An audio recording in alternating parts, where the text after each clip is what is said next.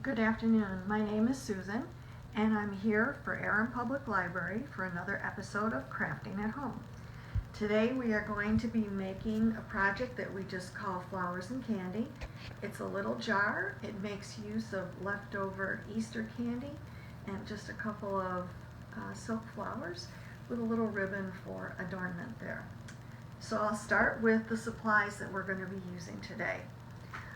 For the one that we're going to put together today, I am going to be using mini M&Ms. I will explain why. We're using a glass jar. Now it can be like an empty food jar. This is a half-pint mason jar, or the one I'm going to be using today, this is a recycled jelly jar that we were given as a gift. The glass is beveled, but the candy shows through just fine, so we're going to use that.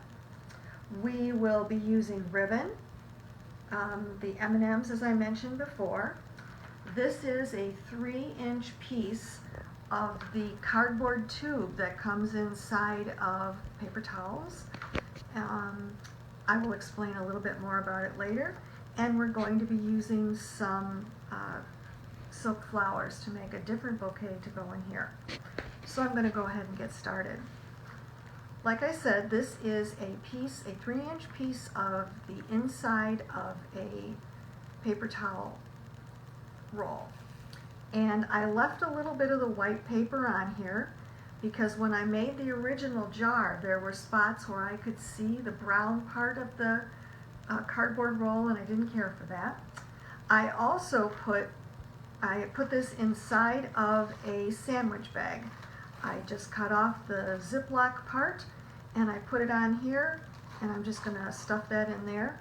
The one extra step I did do was I did tape this down, because when I tried it, if this is not taped all the way down and flush, the candy gets stuck as you're pouring it into the jar. Now I'm going to take this and I'm going to put it in the jar, and it is just a little bit shorter than the height of the jar. So you may have to adjust that depending upon the jar or the vase that you decide to use.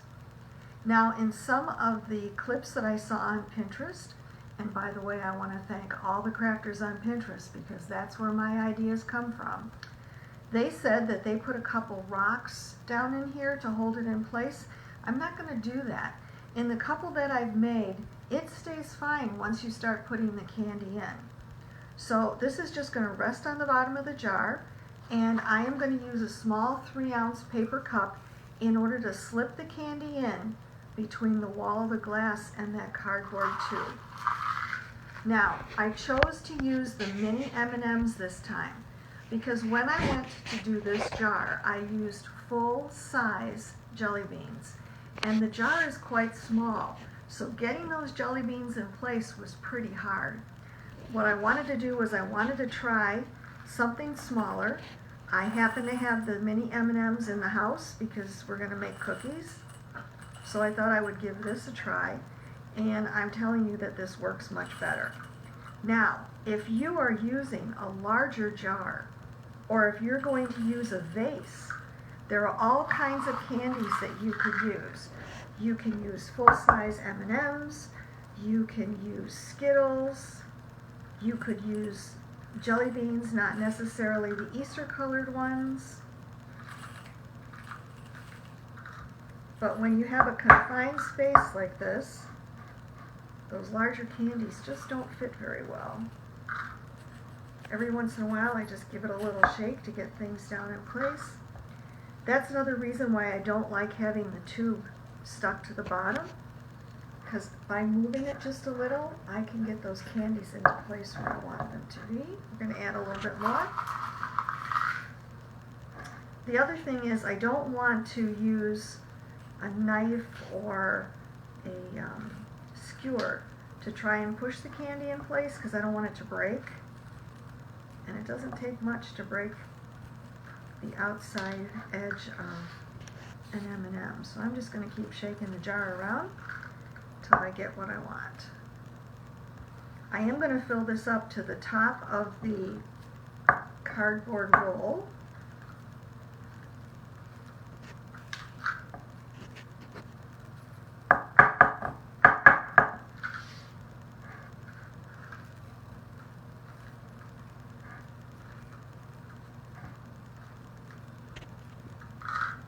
Now we are going to put ribbon around that rim of the jar, so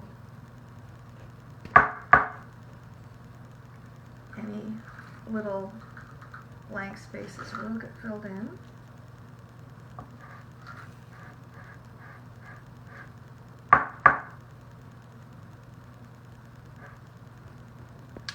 Okay, I think I am happy with this. Right there. So if you look at this, I see one little place. Just push that a little. And we're good to go. So this is filled to the edge of the cardboard roll, but not quite to the edge of the glass jar, which is fine. So I'm just going to take this and I am going to let it sit here for a minute. And I am going to take the silk flowers that I cut and I'm going to put them into a little bouquet that is going to fit here. Now these are just flowers I had at home. And I am no gardener, so I want to apologize in advance to the gardeners in the group because I'm just going to put this together and we'll hope for the best. So I am just going to hold them together.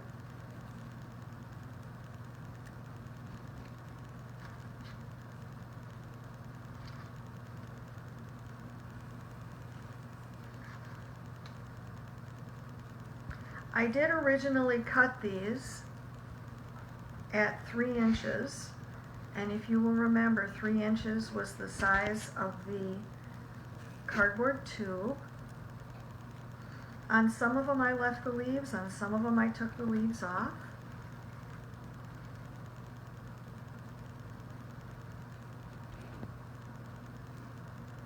And when I have what looks to be a good organization here, then what I'm going to do, just to hold them in place temporarily, is I'm going to take a piece of tape and I'm going to go around the stems just to hold them in space and shape until I can get a little bit of hot glue in there.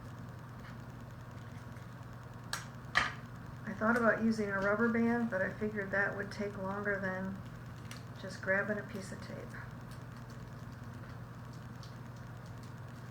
Alright. So just want to make sure that it's going to fit. That's going to look fine. So now what I'm going to do is I am just going to take my hot glue gun and I am just going to put a couple of drops in here just to hold it in place, because you're putting that tape on plastic, and if that's the only thing you have, you will find that it's going to come undone. So the hot glue kind of helps it all stay together.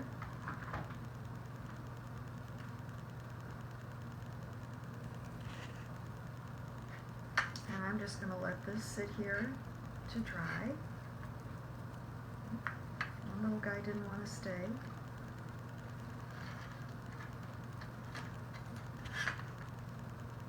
We'll just do that. So the next step is we're going to put the bow around the outside of the jar. I selected, this is a 2.5 foot piece of ribbon. Now you certainly don't need that much, but I'd rather have more than not enough, and I can always trim it to match what I want it to be when I'm done. So I'm just going to put this around the outside rim of the jar.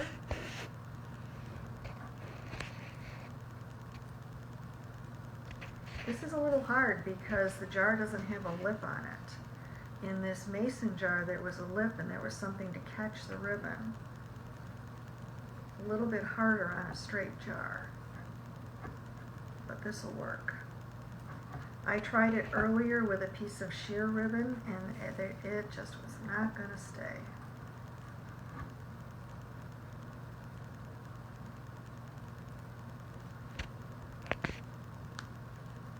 And I'm just going to tie a bow.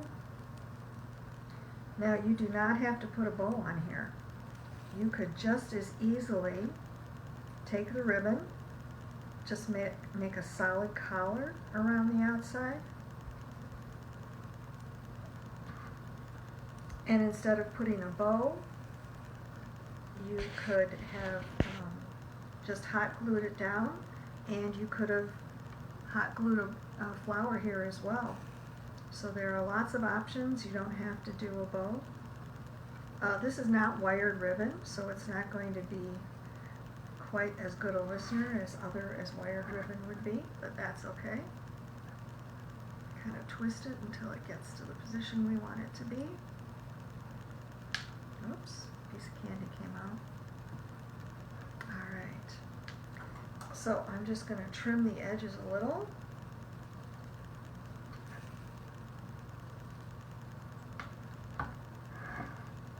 Now, I didn't hot glue this on, but you certainly could. If you don't hot glue it on, you could leave the candy jar the way it is, and then later in the season, if you want to change the flowers, you could change the flowers. Now, this bouquet has had enough time to set up so that it's pretty stationary. It's going to be in good shape here. So I'm going to take this, and all I'm going to do is I'm going to set it in there. I am not going to hot glue it on because, like this one, this is not hot glued in, that's loose. If I don't hot glue it in, that means in a couple months, if I want to change it and I want to put sunflowers in there, because it's summertime, I can put sunflowers. If I want to take out the flowers, and in the fall, if I want to put in fall colored leaves, I can do that, because this is not attached to the jar or the cardboard in between. And enjoy.